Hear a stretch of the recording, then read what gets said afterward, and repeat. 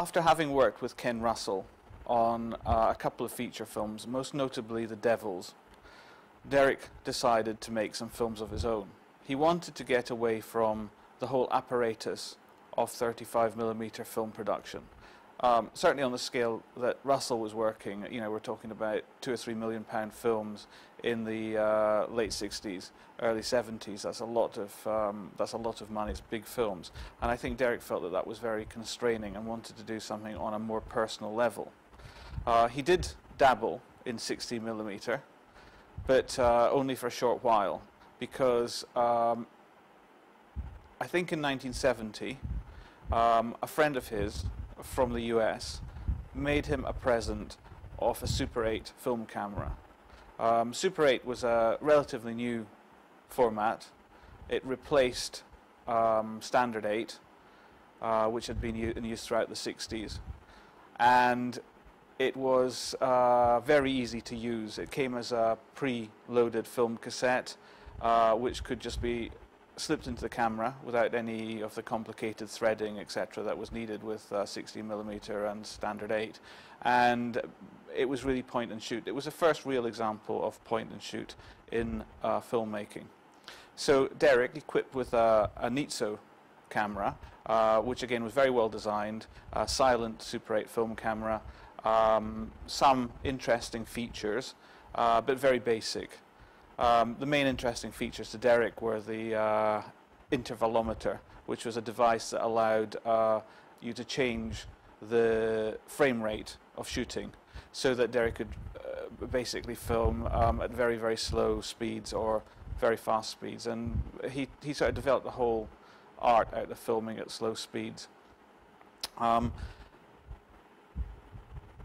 the first film that he made with this new camera, which is Studio Bankside, to the all the way through the 70s and into the 80s, he made in total some 62 short films, which he filmed and edited on his own, as well as assembled 12 reels of diary footage. So it's quite a prodigious output, and it's certainly more. It's not just the output of somebody who was dabbling in Super 8. He took it very, very seriously, and at one point he did say to me he couldn't understand why people made such a distinction between his films. For instance, In the Shadow of the Sun and The Tempest, which were around theatrically at about the same time. I mean, to him they were of equal. He had put an equal amount of work into each, and he saw them as equally important and equally valid. And he was always sort of slightly confounded by the public, which took 35mm so much more seriously than it did Super 8. So Derek's love of Super 8 was the fact that it was a film medium that he was in control of. It didn't control him. It didn't involve 32 people standing around a camera, having lunch breaks, and deciding that there wasn't enough light to continue shooting for the rest of the day. Derek could pick the camera up, gather together a small bunch of friends, and make, you know, an extraordinary film in an afternoon. The films that he made were divided into two groups. The main group were 62 short films, which were either staged films, i.e. he costumed and choreographed people in front of a camera. They were film portraits, which were explorations of a figure, usually in a landscape, or a group of figures in a landscape. For instance, some of the later films, like Gerald's film, is a portrait of Geraldine Candela, and some films which were more abstract, like Fire Island, and films which involved a lot of process work. The process work came around about 73, 74. He started to get involved with multi-layering of Super 8, which is very complicated.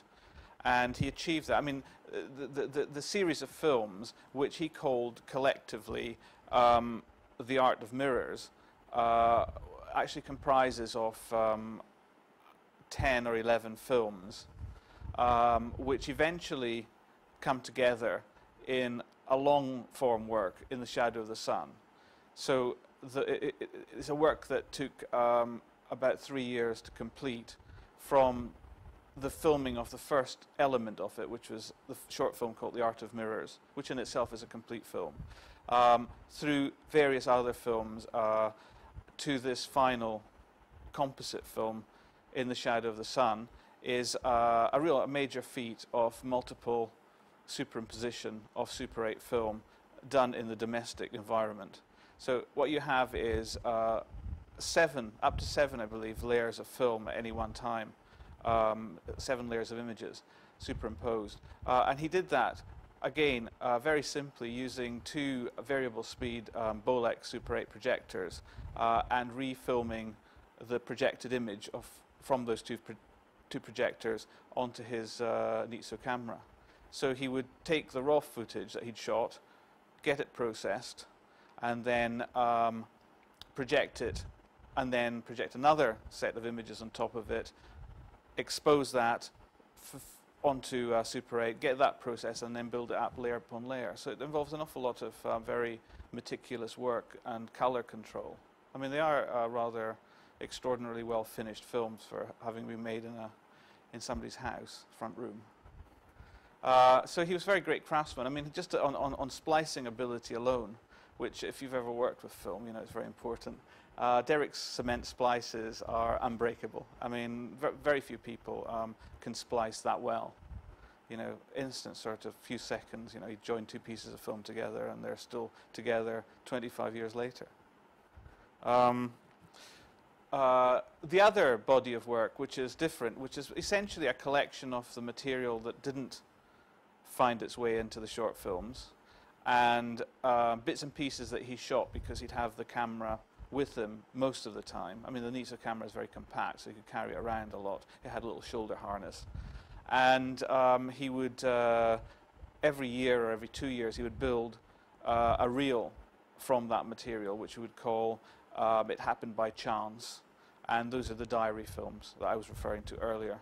And there are around about a dozen of those covering the years 1970 to 1981, 82. I think his work in Super 8 essentially breaks down, his short film work breaks down into 3 different styles. As I mentioned before, there's the portrait, and the portraits happen from quite early on and continue right into the 80s until at the point where he actually stopped working directly on Super 8 and moved on to a hybrid of Super 8 film and video combined, which you see in films like Angelic Conversation and then later The Last of England, etc. But the portraiture is very important. He developed in the mid-80s, he developed the notion of the single roll film, where he would actually put a roll of film in his camera and film a person or an event at this slowed down a frame rate that he could achieve with the Nitso, and create a very sort of multi-dimensional portrait of one person. There are several quite extraordinary examples of this. The other kinds of film, the very theatrical films like In the Shadow of the Sun, Art of Mirrors, Tarot, and films like that, are kind of collaborations between Derek and his longtime filmmaking partner, Christopher Hobbs, the production designer. And they involve quite elaborate design, fire mazes, and interesting costuming and casting. And those are a kind of another area of film. So, within the Super 8 oeuvre of Derek Jarman, there's quite a lot of different ideas going on. It's not just like he made one kind of Super 8 film. There are actually several different tangents that he explored, several different facets of of cinema he explored through Super 8, which I think is very interesting. Because a lot of people make Super 8 films. They make like a series of films, and they basically go from one to the other. Whereas Derek's ones, have different phases and periods, and you can sort of group them together in ways that make sense. When I finished my my course at art school in the late 70s, I became the cinema programmer at the London Filmmakers Cooperative. Now, in my years at art school, sort of 74, 75, 76, the use of Super 8 film by students became quite prevalent. The problem with 16mm at that time, I mean, the school was equipped with 16mm filmmaking, and 16mm was the accepted format for artist films. Unfortunately, it started to become very expensive in the as we got into the 70s. In the past, the 16mm had been relatively cheap because all the TV material was filmed in 16mm, especially news. So there were a lot of 16mm laboratories and a lot of 16mm material being produced, raw stock being produced, and companies would give it to you at vast discounts, and you could get reasonable prices from laboratories. But as that became abandoned in favor of ENG, electronic news gathering, the cost and availability of Super 8 soared. So it became almost impossible to afford, where conversely, the cost of 60mm, soared. Whereas Super 8, because it was designed as a home movie medium, the cost was kept low. The cameras cost very little. The stock cost very little, and also included processing. So basically you had like a medium which was a readily affordable way of capturing images on film and dealing with them. Yes, of course, it was more difficult to deal with in terms of editing. I mean, it's a really messy medium to cut, Super 8. You have to be very skilled. Like Derek was very skilled at editing. A lot of people aren't so skilled. And there are always problems with sound. I mean, sound, Super 8 film was never satisfactory. It always causes problems. They did introduce sound on camera, pre-striped sound films, but they usually jammed on the camera or scratched or whatever. So people didn't like those. So Super 8 filmmaking was largely a silent format. But that then became part of the aesthetic, and that aesthetic developed in the 70s. At the same time, I suppose, as punk culture was born in England, in London. And the two things are very, very caught up together. So I, as a film programmer and part of that movement, was very, very interested in Super 8 film. But there was a great resistance to it by the established avant-garde, who thought that it was unprofessional to show Super 8 film at the London Filmmakers Co-op, because it was really a 16mm cinema, which, you know, in retrospect sounds pathetic, doesn't it?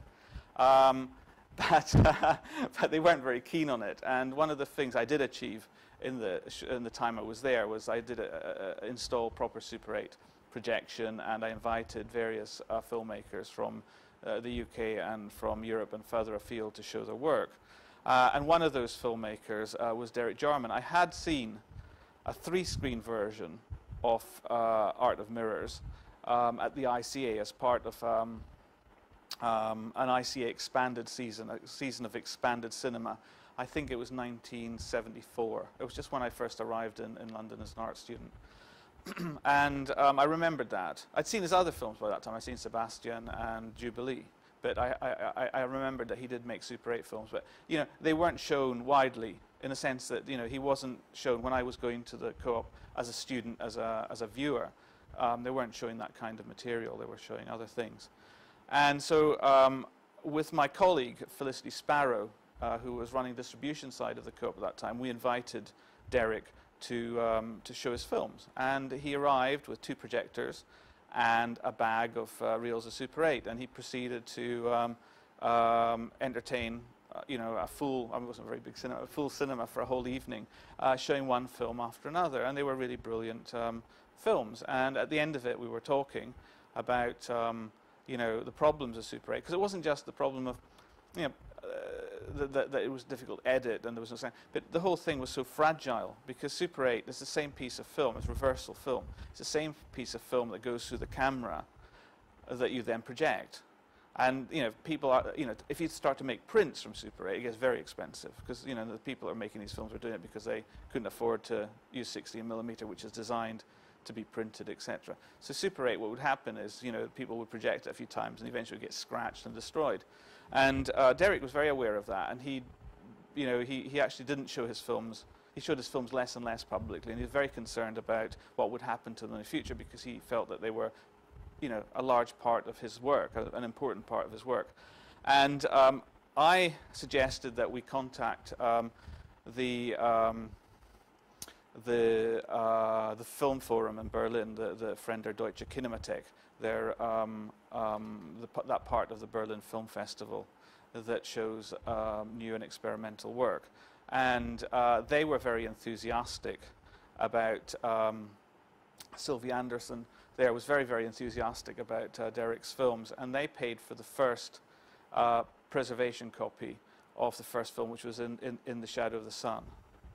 And so that was the first film that was rescued in a way. And since then, other organizations, other institutes have helped to rescue some of the other films. But there's always a problem of cinema distribution, in that you know, it's hard to show those films live, which is why, you know, like video is a very, very interesting and acceptable way forward. And from about 1982, Derek and I started transferring the films, first of all to U-matic, very rudimentary process, by just projecting them on a wall and refilming them using a little VHS camera, so that we could have copies to show people and show in places like the ICA. And out of that, we then developed the idea of expanding that and using that as an actual process to make films. So there was a transition period, but I'll actually jump back a bit first. At the time when the print, when the Freien Deutsche Kinemathek made the print of In the Shadow of the Sun, we were already thinking about making new films, because it's okay, it's nice to preserve old stuff, but it's more fun to make new films. And I'd introduced Derek to a bunch of friends of mine who had a band called Throbbing Gristle, and they provided a soundtrack for In the Shadow of the Sun. And in exchange, we went to a club where they were performing and made a film of them. And that film was the last film that Derek actually edited and superimposed at home. That was the last film he made in that way. And it's called TG Psychic Rally in Heaven. And we made that really quickly, because it's an 8-minute film, and the concert, I think, was in December. It took a couple of weeks to do the post-production, and we had it ready at the beginning of January. So when we went to Berlin with In the Shadow of the Sun, we stuck it on before in the cinema, you know, the Berlin Film Festival. We put it on first, which caused a real uproar, because not with the people, the audience who loved it, but with the administration of the festival, because we didn't realize you're not supposed to just put films on at festivals, you have to be invited. But we were so excited by this little film that we thought they'd like it, so, and they did, and they were happy. Derek didn't screen, as I was trying to say, Derek didn't screen these films very often or rarely in normal cinemas. Largely they were shown in warehouses, which, you know, lofts, I think you call them here, and art galleries. And sometimes that, well, that kind of situation usually, and the fact that he had 2 projectors himself, and his friends also had projectors, that sometimes he would show films as multiple screen films rather than single screen films. Now, I've seen that a few times, and as I said earlier, the first time I'd seen one of his films was a 3-screen version of In the Shadow of the Sun, or The Art of Mirrors, you know, that series. And other times when I worked with him, he did multiple screen projections. But he also, you know, in situations like, say, for instance, a film co-op, or, you know, if he had like a formal audience, he would then screen the films one at a time. But he was very flexible. He liked to play around with it. He liked to change colors. He liked to change film speeds when he was projecting it. You know, it wasn't like a fixed thing. And he always played music with the films. You know, he just put music on. He'd find music that he liked that would go with the films, and the films are edited to a rhythm, and also they have a rhythm from the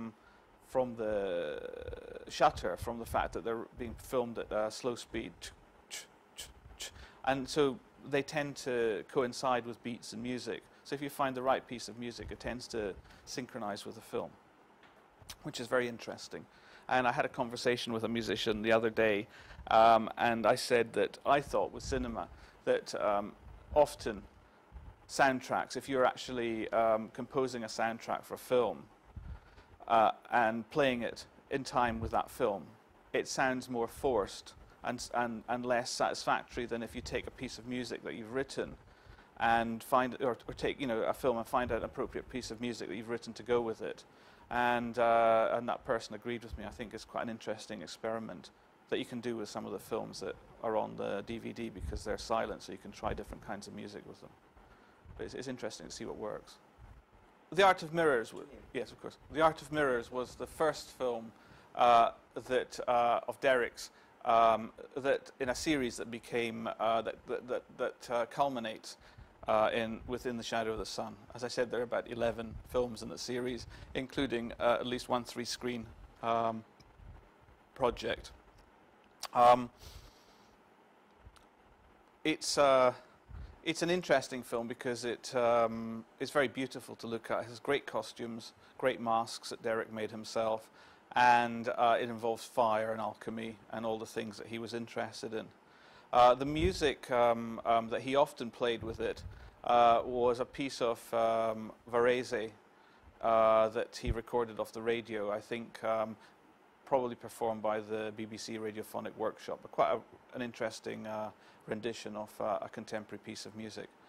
The next film in the series, which is also part of the Art of Mirrors series, is Journey to Avebury. I guess people probably know that Avebury is the largest Neolithic henge site in Britain. It wasn't discovered until the end of the 19th, I believe the end of the 19th century, I'm not 100% sure, because it is so big that it can only really be seen from the air. And it covers, there's a whole village just in the center of the circle.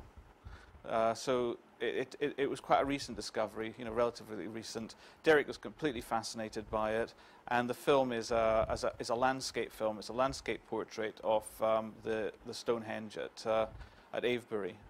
It's always in massive demand by people who are interested in stone circles. But it is a very beautiful film, and I think it's one of the finest landscape films that I've seen. Ashton's Walk on Mon, I can't tell you an awful lot about that. I don't know who Ashton was, but I know where Mon is. It took me a while to find out. Mon is a small island off the coast of Denmark, which is covered in lumps. It's covered by a kind of short grass, but the grass is lumped like, how can I describe a lump? Quite a large lump, about a half a metre across. And the whole surface of the island is pitted, or rather it can't be pitted with lumps. It has to be, there's an eruption of lumps on Mon, and the first part of the film is a walk around the beach of the island, and the second part is a whole series of images of these lumps. Nobody's actually ever explained why. I don't think they know why these lumps exist, but it's famous. This island is famous for these lumps, and it's off the coast of Denmark. And that's all I know about it.